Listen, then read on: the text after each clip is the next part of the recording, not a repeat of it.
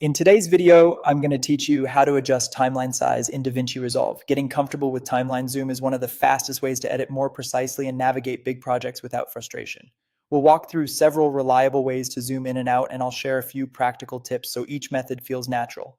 Start by opening DaVinci Resolve. Once it loads, make sure you're working in the Edit page. You can switch to it from the bar at the bottom of the interface. It's the page designed for assembling and trimming clips, and it's where all of these timeline controls live. If you prefer using a mouse, here's the quickest method.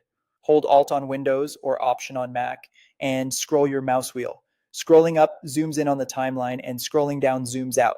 For best results, hover your cursor over the timeline area as you scroll so Resolve knows exactly where to focus the zoom. This changes the horizontal scale of your timeline, making clips appear longer or shorter in time without affecting track height or clip properties. It's great for quick, fluid navigation while you're in the flow. If you like keyboard shortcuts, use Control on Windows or Command on Mac, then tap the plus or minus keys. Plus zooms in, minus zooms out, and this zoom centers around your playhead. That means wherever the playhead sits becomes the reference point, so consider nudging the playhead to the area you want to examine before zooming. If your keyboard shares the plus with the equals key, you may need to hold Shift to get the plus character depending on your layout. When you need a fast global view, use Zoom to Fit. Press Shift and Z to instantly display your entire timeline from start to finish. Press Shift and Z again to jump right back to your previous zoom level. This toggle is perfect when you're hunting for a specific section, checking overall timing, or preparing to export, and you want to confirm everything is in place.